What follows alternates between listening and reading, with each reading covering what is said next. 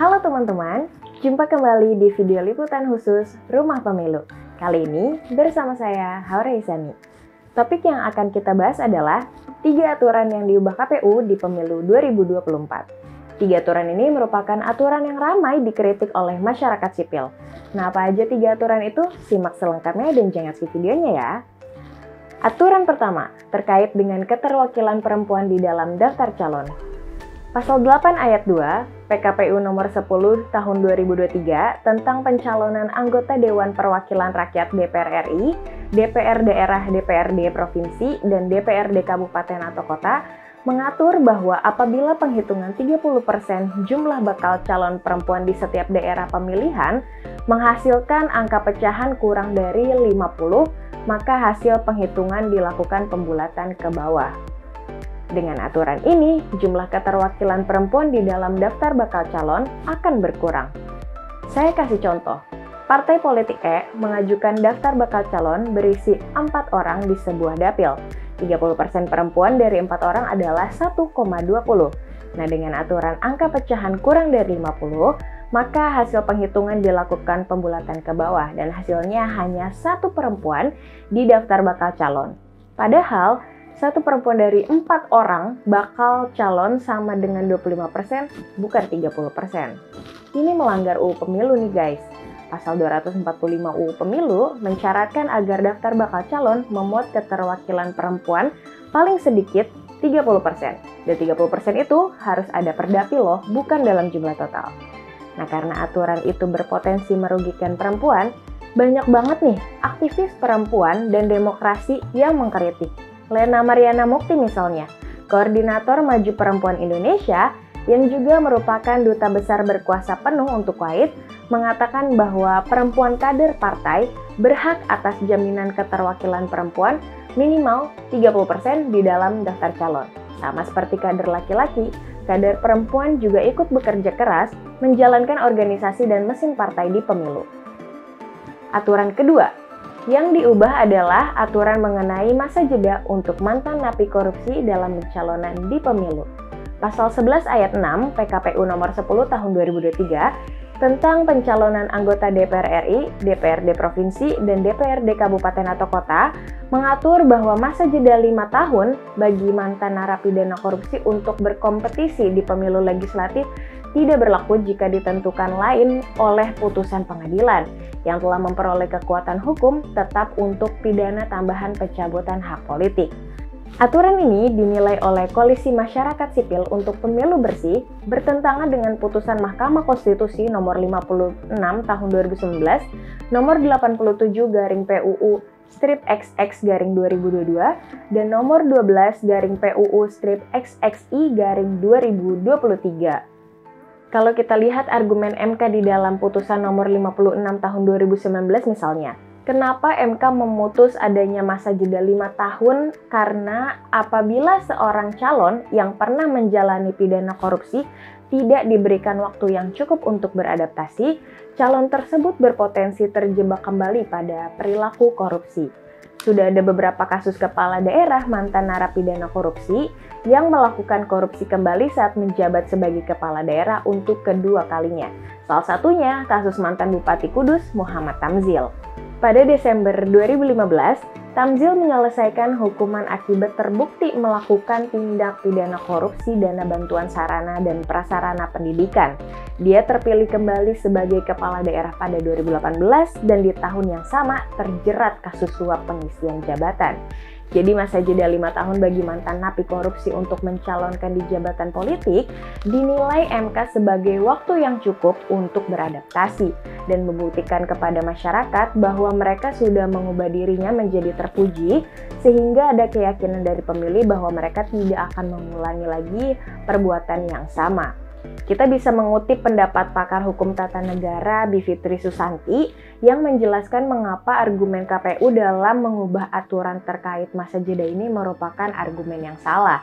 Jadi gini guys, saat KPU menjelaskan perkara perubahan aturan mereka merujuk pada halaman 29 putusan MK nomor 87 tahun 2022. Nah, menurut Bivitri, yang membaca kembali putusan itu secara utuh, ternyata halaman 29 merupakan penjabaran putusan MK terdahulu.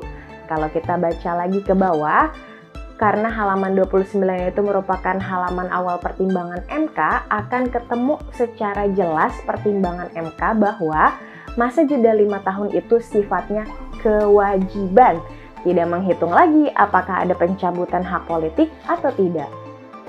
Lanjut ke aturan ketiga, yaitu penghapusan laporan penerimaan sumbangan dana kampanye atau LPSDK.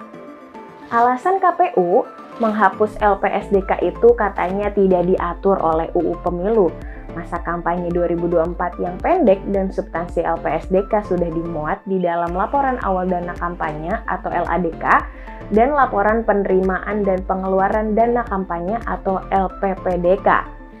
Nah, sebagai informasi bagi kalian guys, LPSDK ini adalah kebijakan KPU yang sudah diterapkan sejak pemilu 2014. LPSDK itu diadakan untuk dua tujuan, yaitu menguatkan kelembagaan partai politik melalui pelaporan sumbangan dana kampanye yang lebih transparan dan akuntabel, dan memberikan informasi kepada pemilih terkait akuntabilitas dana kampanye peserta pemilu sebagai basis pertimbangan dalam memilih. Jadi, waktu pemilu 2014 dan 2019, ada 3 laporan dana kampanye nih yang wajib diserahkan oleh peserta pemilu. Pertama, ada LADK yang disampaikan di awal masa kampanye. LADK ini isinya saldo awal atau saldo pembukuan dan sumber perolehan. Jumlah rincian penghitungan penerimaan dan pengeluaran yang sudah dilakukan sebelum penyampaian LADK dan penerimaan sumbangan. Lalu laporan kedua adalah LPSDK yang disampaikannya di pertengahan masa kampanye. Baru kemudian setelah masa kampanye selesai, peserta pemilu wajib melaporkan LPPDK.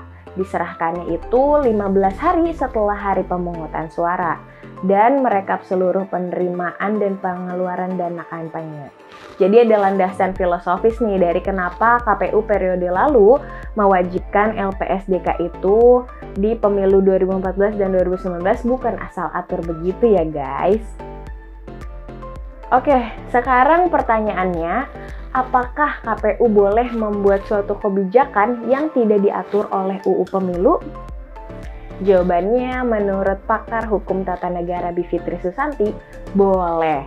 KPU itu diberikan kewenangan untuk membuat peraturan atribusi.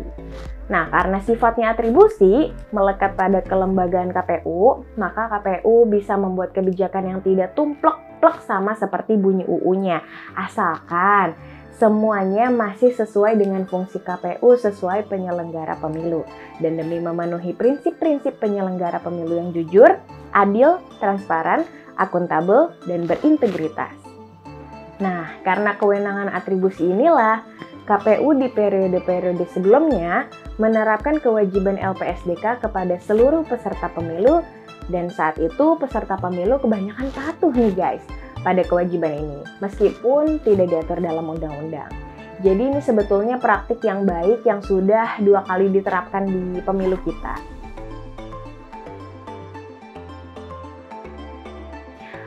Oke guys, itu tadi pembahasan kita mengenai 3 aturan yang diubah oleh KPU di pemilu 2024. Catat baik-baik ya guys. Yang pertama adalah mengenai keterwakilan perempuan di daftar calon. Kedua, perubahan terkait masa jeda bagi mantan napi korupsi untuk mencalonkan di pemilu. Dan yang ketiga, penghapusan laporan penerimaan sumbangan dana kampanye. 3 aturan ini dikritik oleh masyarakat sipil karena dengan diaturnya kebijakan ini oleh KPU, itu akan merugikan keterwakilan perempuan dan pemilih. Coba di sini komen, siapa yang mau ada filter terhadap calon-calon di DPR, DPD, dan DPRD? Kita sebagai pemilih pengen gak sih calon-calon yang ada di daftar calon itu semuanya calon berkualitas, yang bersih dari korupsi? Atau siapa nih di sini yang di pemilu-pemilu lalu ngeliat informasi dari laporan sumbangan dana kampanye kandidat buat jadi pertimbangan milih calon? Boleh juga komen di bawah ya, siapa yang mau ngeliat ada lebih banyak perempuan caleg di pemilu? Please komen di bawah, kita mau dengar pendapat kalian. Alright guys, sekian video kita kali ini. Jangan lupa like, share, komen, dan subscribe supaya kalian tidak ketinggalan video terbaru kami. Saya Haura Isani pamit undur diri. Sampai jumpa.